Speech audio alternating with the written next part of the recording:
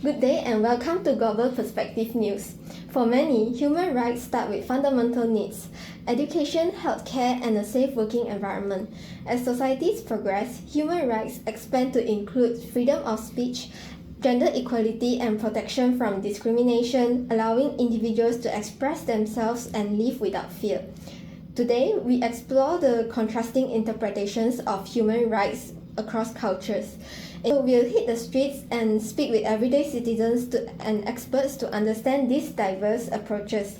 So let's go live with our reporter Shi Jie on the ground. Human rights are fundamental principles that assert all individuals are entitled to certain freedoms and protections, regardless of their status or background. These rights include universality, legal equality, individual freedom, and human dignity. However, the interpretation and application of human rights can vary significantly across cultures. Western nations often emphasize individual autonomy and civil liberties, while Eastern countries prioritize collective welfare and social harmony. This essay explores how these divergent perspectives shape human rights, comparing landmark legal cases and policies such as freedom of expression in the US and censorship in China. By examining key principles like privacy, equality, and social welfare, we gain insight into the complex balance between universal rights and culturally specific practice in our globalized world. I'm right here in the middle of the city where people have a lot to say about human rights. I'm gonna chat with some folks and see what human rights means to them these days. A few moments later. Can you share your thoughts on what human rights means to you? Sure, to me, human rights are the basic freedom we all deserve: freedom of speech, the right to privacy, and the right to live life without oppressive government interference. It's all about individual ability to think and act free. That's a really good point. Do you think freedom of speech should be absolute? Yes, freedom of speech is the cornerstone of human rights. It ensures that individuals can express their thoughts and contribute to social progress. The free exchange of ideas fosters innovation and democracy. Okay, how do you see the tension between universal human rights and cultural relativism? In my opinion, human rights are universal in nature. Every human being, regardless of their geographical locations or cultural background, should enjoy fundamental rights such as the right to live, freedom, and protection from the discriminations. Okay, great. So do you think that Western philosophy places a great importance on individual dignity will affect today's society? For me, individual dignity is the foundations of all human rights. Every person deserves respect regardless of their social status. Protecting human dignity not only ensures fairness and justice but also allows each individual to reach their full potentials. Some countries believe that the well-being of society as a whole is more important than individual dignity. So what's your take on this? Individual dignity and societal well-being are not contradictory. A society that respects individuals' rights is ultimately more stable and prosperous in the long run. History has shown that when government ignore individual dignity, societies often face injustice, corrections, and even authoritarianism. True stability comes from respecting each individual, not from sacrificing individuals' rights in exchange for short-term social order. But some countries believe that restricting the free speech will help maintain social stability. So what's your view on that? I understand their concern, but freedom of speech and social stability are not opposite. Western approach that true stability comes from open discussion and rational debate, not from suppressing different opinions. A social that allows free speech may experience disagreements and debate, but there is a sign of healthy democracy, not a weakness. Okay, your perspective is very interesting. Okay, so now let's hear another view from other passer.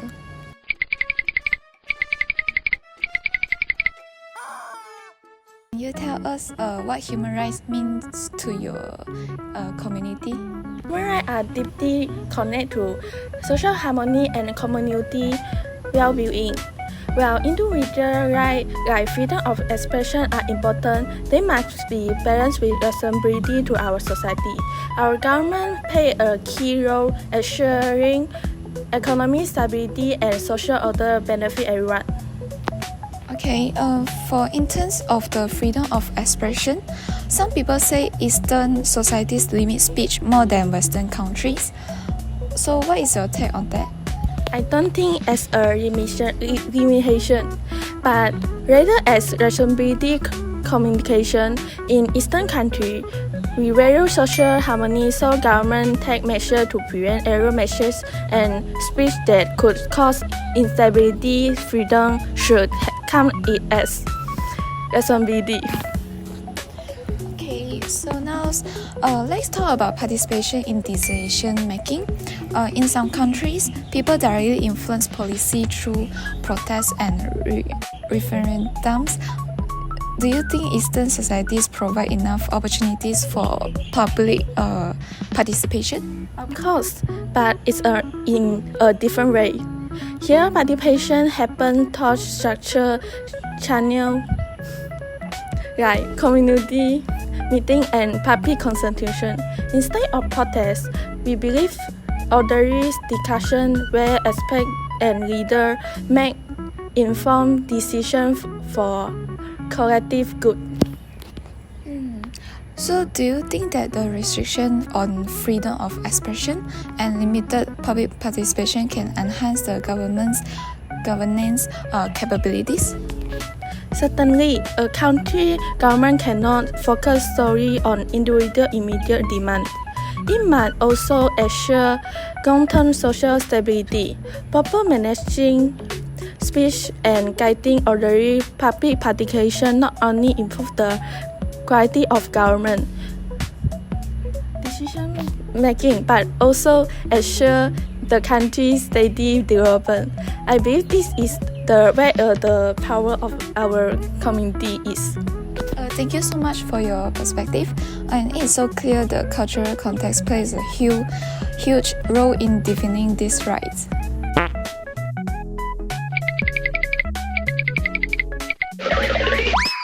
Hi there, could you share your thoughts on what human rights means to you? Of course, I see human rights as a balance between personal freedom and social responsibility.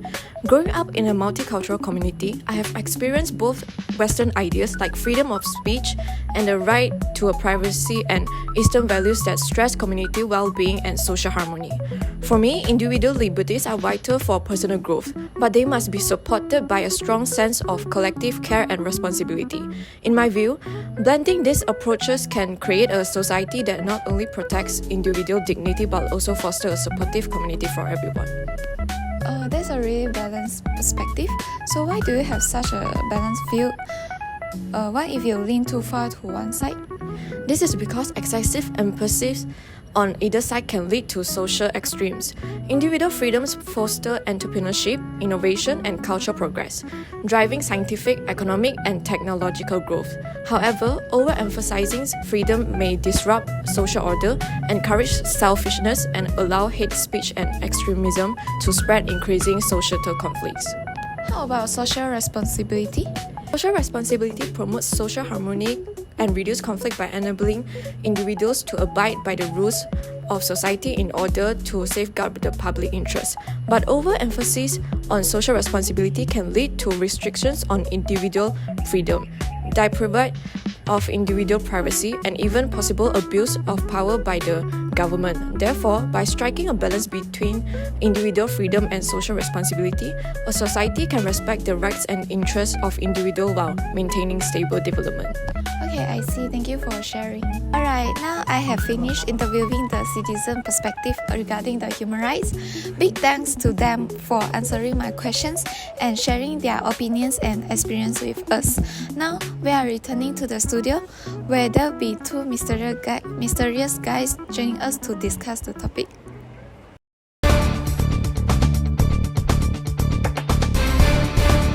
Thanks Shijie for collecting these valuable opinions and voices that represents the citizens.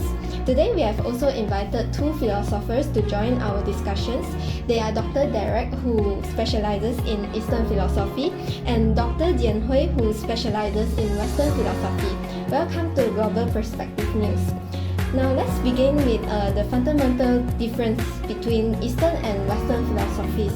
Dr. Derek, Eastern traditions are often associated with collectivism and social harmony. How do these values shape human rights in Eastern societies? Indeed, the Eastern approach to human rights is deeply rooted in Confucianism, Taoism, and legalism, which all emphasizes social stability over individual autonomy.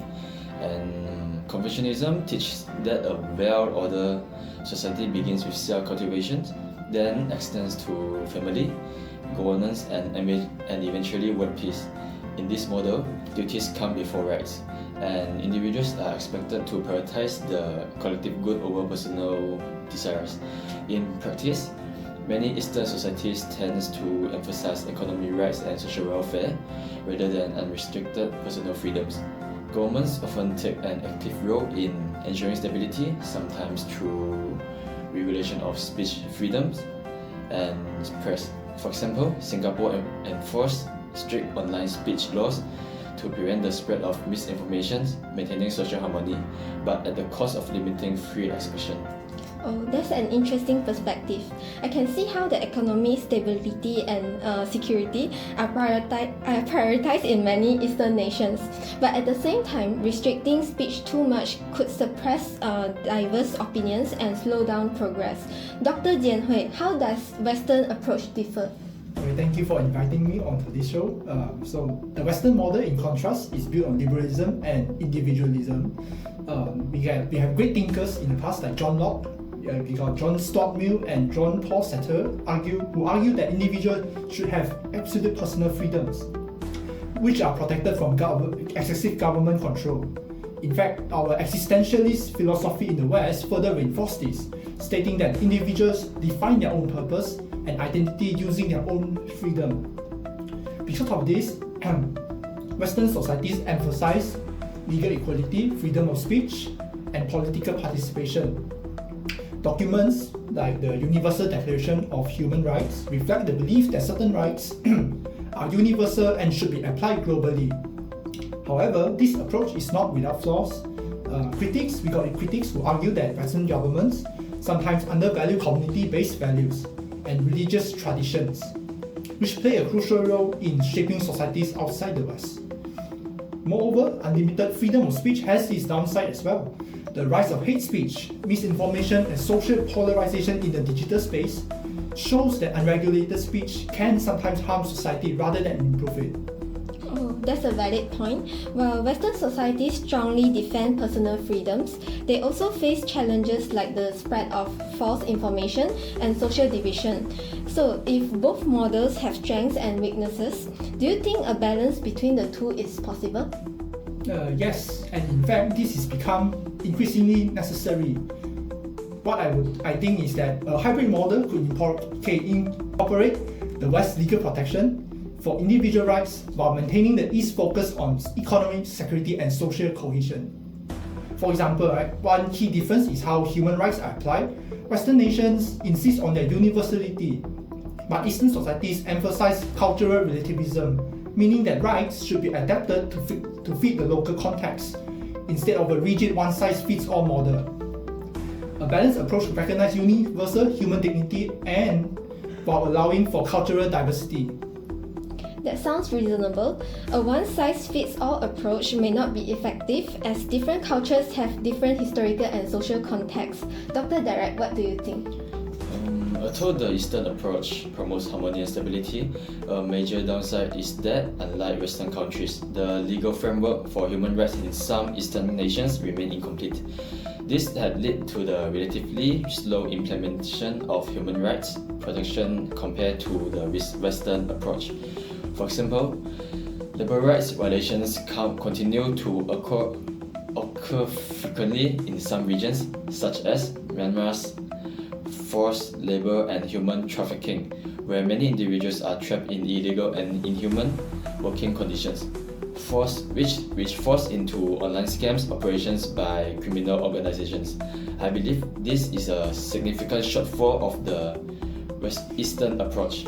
We should consider whether it is possible to adopt certain aspects of the Western approach in advocating for human rights. I see your point. While the Eastern approach emphasizes harmony and stability, the lack of comprehensive legal framework for human rights can lead to delayed protections and ongoing issues like the labor right violations. It does seem like a combination of both Eastern and Western approaches might be more effective. So would you say that the future of human rights lies in finding a middle ground between these two models? Actually, is yes. Human rights frameworks should be adaptable, respecting both universal principles and cultural diversity. The key is to ensure individual rights do not come at the cost of social harmony, while also preventing state control from infringing on personal freedoms. I agree. The goal is to preserve fundamental rights while ensuring community well-being. This means incorporating Eastern values of social responsibility into the Western's legal protections, creating a more inclusive and sustainable human rights framework. Thank you, Dr. Derek and Dr. Jian Hui, for sharing your insights. Time flies and our discussion is coming to an end, so allow me to give a brief conclusion.